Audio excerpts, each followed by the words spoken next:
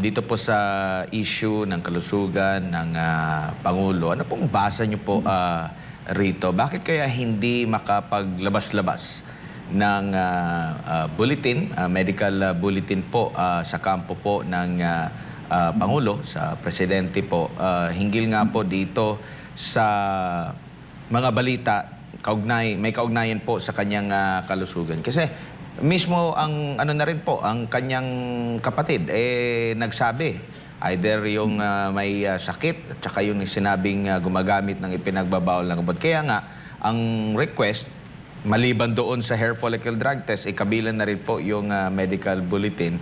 Pero hanggang sa kasalukuyan ay hindi pa rin po inilalabas. Dinidepensahan nila yung rason nila kung bakit hindi nila inilalabas. Pero sila merong hamon, lalo na si Pangulong Marcos Jr. na naghamon pa siya ng sabayang exercise at mag-wait sila, tingnan kung sinong hindi malusog. Prof, ano po masasabi niyo rito?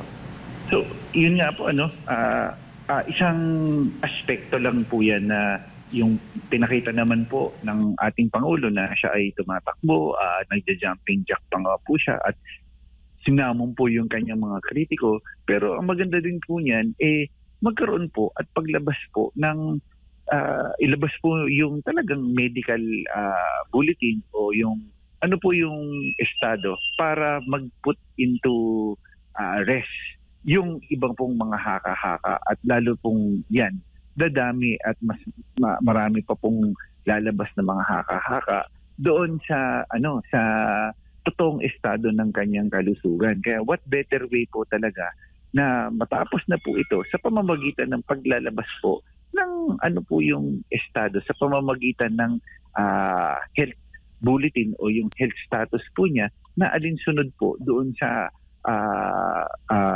mga doktor o isang independent let's say private hospital po na may kredibilidad na hindi saklaw po ng siyempre impluwensya ng Pangulo o ng Malacanang po talaga.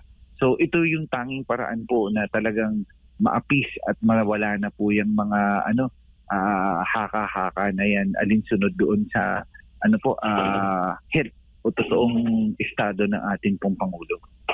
Opo, pero imbis na ito nga linawin kung ano ba ang tunay sa kalusugan na mismo ang mga eksperto mismo ang maglalahad, ang ginawa pa ng palasyo po ay ikinumpara sa nakalipas na administrasyon. Pero ang alam ko, meron ng desisyon dito yung Supreme Court Kumbaga parang nasabi ata ng Supreme Court na hindi pa ba sapat na daily napapanood ang pangalawang Pangulo sa kanyang address to the people, talk to the people niya na maabot pa nga ng madaling araw. At kung ikukumpara naman yung presensya ng dating presidente, di hamak na mas maraming mga lugar ang napuntahan ng presidente at grabe makasalamuha sa tao, Prof, kumpara sa ngayon.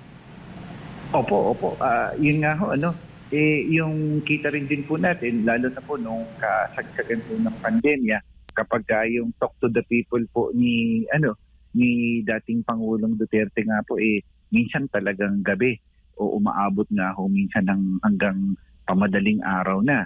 So, yun rin din po, nakikita rin din po natin at ang taong bayan din ho ay hindi natin mawawala po sa kanila na magkumpara at nakukumpara ang dating administrasyon sa pangkasalukuyang administrasyon sapagkat naramdaman o nasanay po lalo na po yung ibang mga kababayan natin doon sa personal o tao-tao na relasyon na na-encounter po nila nung nakalipas na administrasyon po.